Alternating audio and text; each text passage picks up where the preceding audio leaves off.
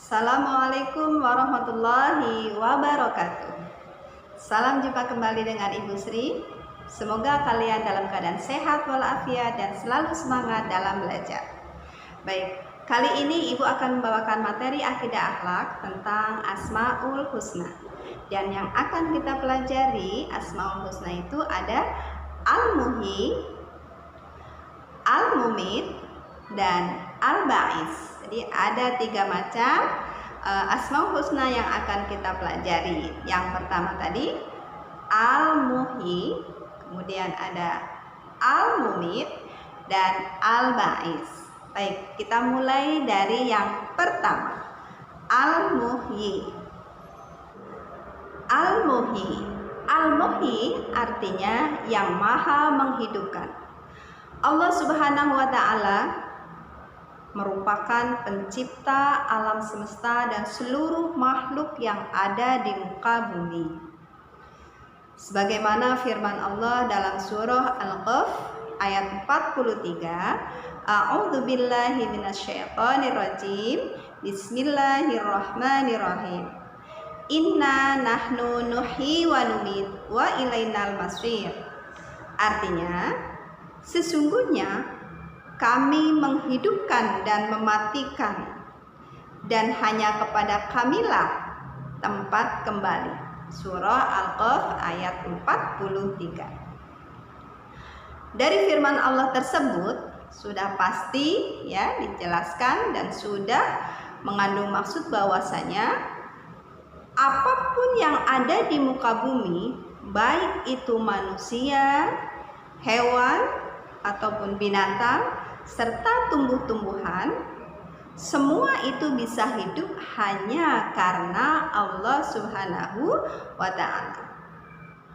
Contoh ataupun bukti bahwa Allah Maha menghidupkan, contohnya kita lihat biji kacang hijau yang kecil sekali, ya.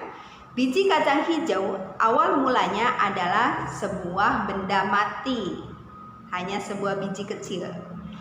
Ketika kita siramin, ya, kita tetesin dengan air setiap hari, maka dalam beberapa hari biji kacang hijau itu akan tumbuh menjadi kecambah dan tumbuh lagi menjadi besar dan tanaman kedelai. Nah, itu membuktikan bahwasanya dari benda mati maka Allah hidupkan menjadi sebuah benda yang hidup, yaitu tumbuhan. Contoh bukti lagi bahwa Allah Maha menghidupkan. Sebutir telur itu kan benda mati. Kalau kita lempar, kita injek, maka dia akan diam saja karena telur itu benda mati. Tapi ketika telur itu kita remin, ya, diaremkan oleh seekor induk ayam, maka telur itu akan bisa menetas. Dengan kuasa Allah, dengan kehendak Allah, dengan Allah hidupkan, telur itu bisa menetas dan berubah menjadi seekor hewan berupa ayam. Nah, itu bukti bahwa yang menghidupkan adalah Allah Subhanahu wa Ta'ala. Sebagai manusia, kita harus meyakini bahwasannya Allah satu-satunya zat yang menghidupkan makhluk di muka bumi ini. Maka bagaimana cara kita mengimaninya? Bagaimana cara kita meneladani sikap ataupun sifat Al-Muhyi? Yang pertama dengan cara menjaga kelestarian dan kelangsungan hidup sesama manusia. Dengan cara apa? Misalnya kita menjaga lingkungan hidup kita, menjaga lingkungan kita agar tetap bersih, ya, tidak terjadi kebanjiran, menjaga hutan agar tidak terjadi longsor. Nah, itu termasuk perbuatan menjaga kelangsungan hidup sesama manusia. Yang kedua, dengan cara selalu melakukan perbuatan yang bermanfaat bagi sesama manusia. Contoh, Pada saat sekarang ini banyak sekali musibah yang menimpa saudara kita. Banyak saudara-saudara kita yang tertimpa musibah kebanjiran, ya, musibah tanah longsor. Nah, itu kesempatan buat kita untuk membantu korban-korban bencana alam, korban bencana banjir, dengan kita memberikan bantuan baik berupa makanan ataupun uang ataupun tenaga kita.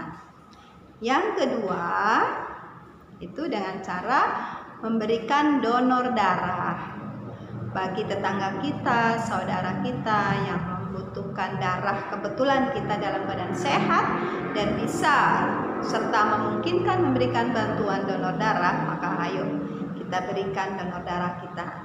Yang ketiga, dengan cara memelihara tanaman.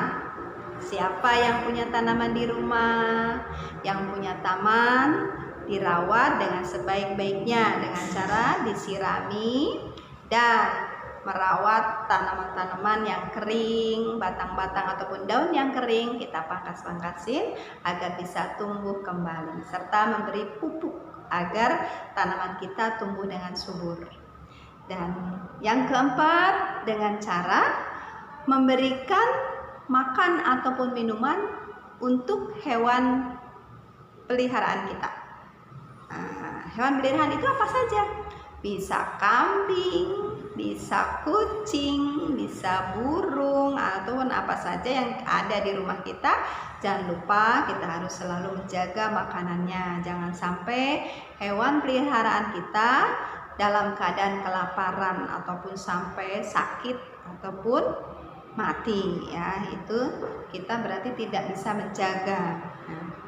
Dan yang terakhir, jika kita mengalami kegagalan, kita tidak boleh berputus asa. Ingat, orang yang berputus asa itu dekat dengan kekafiran, ya. Kita nggak boleh berputus asa. Karena apa? Segala sesuatu yang terjadi di muka bumi ini, yang terjadi dengan diri kita adalah atas kehendak Allah Subhanahu wa Ta'ala.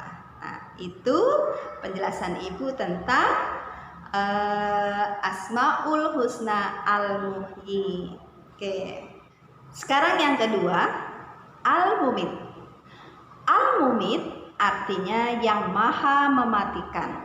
Jadi Allah maha menghidupkan, maka Allah juga maha mematikan.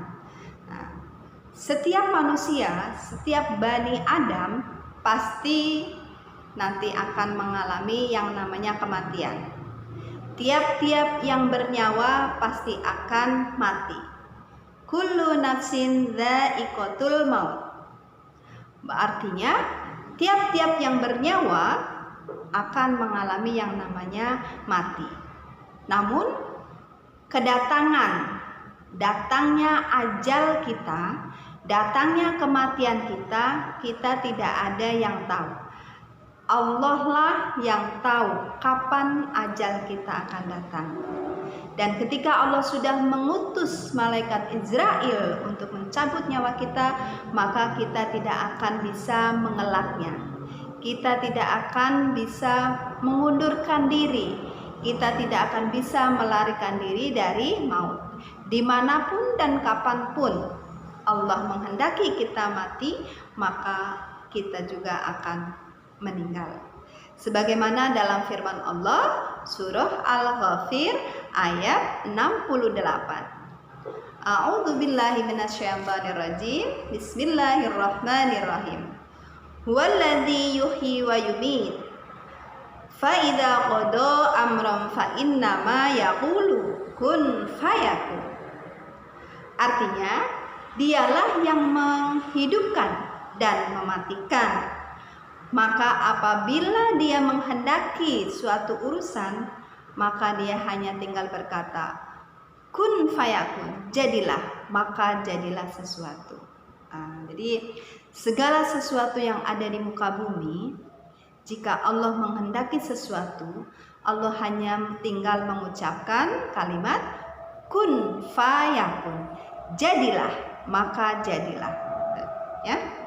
Jadi Allah memiliki kuasa mencabut nyawa seseorang, mematikan semua makhluknya kapan dan dimanapun saja kita berada. Kita nggak akan tahu kapan kita akan meninggal, kapan kita akan sakit.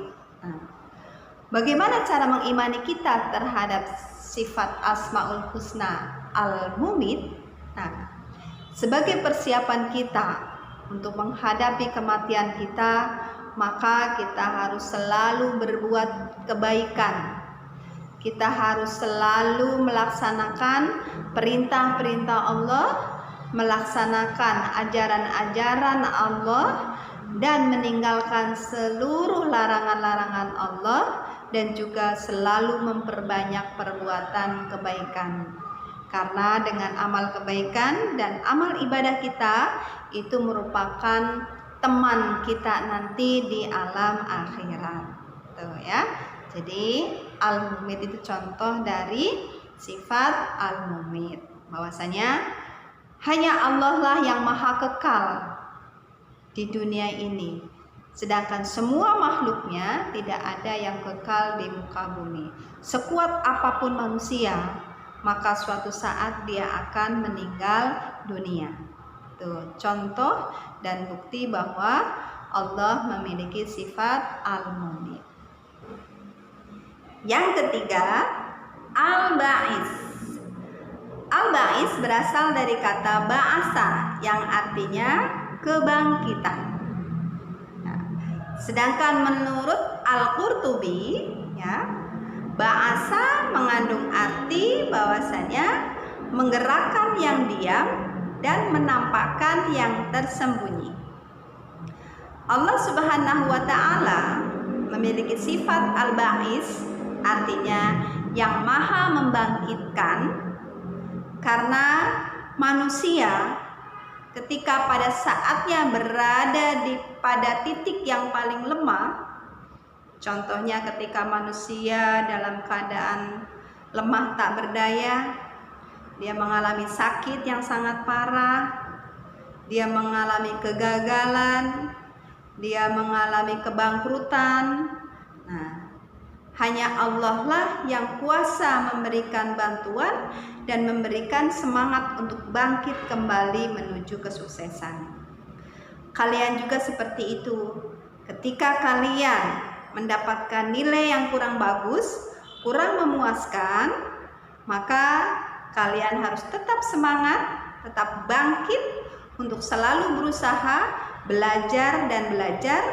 Maka insya Allah akan memberikan hasil yang lebih baik sesuai dengan semangat dan usaha kalian. Tuh.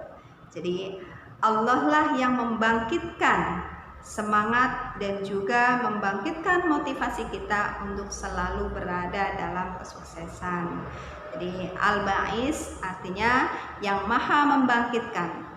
Dan nanti setelah semuanya manusia berada dalam alam kubur, maka akan ada hari kebangkitan. Maka Allah bangkitkan seluruh manusia yang ada di alam kubur untuk kemudian dikumpulkan di padang mahsyar untuk dimintai pertanggungjawabkan dan dihitung amal perbuatannya selama dia hidup di dunia. Itu namanya Al-Ba'is. Nah, bagaimana agar kita selalu memiliki rasa semangat? Maka selalu mengingat akan kekuasaan Allah, selalu mengingat akan kebesaran Allah, dan selalu mengingat bahwasanya kelak kita akan mengalami kehidupan yang paling hakiki, kehidupan yang abadi, yaitu kehidupan di akhirat. Untuk itu saran ibu, jangan lupa kalian selalu melaksanakan sholat 5 waktu dan juga selalu belajar dengan penuh dengan semangat, ya. Oke, mungkin itu saja yang bisa ibu sampaikan pada kali ini. Dan tugas kalian kerjakan, ya, latihan halaman 19 yang pilihan ganda, ya, nomor 1 sampai dengan nomor 20. Oke, jawabannya kalian tulis di buku tulis jawabannya saja dan kemudian kirim ke Ibu. Sekian. Assalamualaikum warahmatullahi wabarakatuh. Sampai jumpa.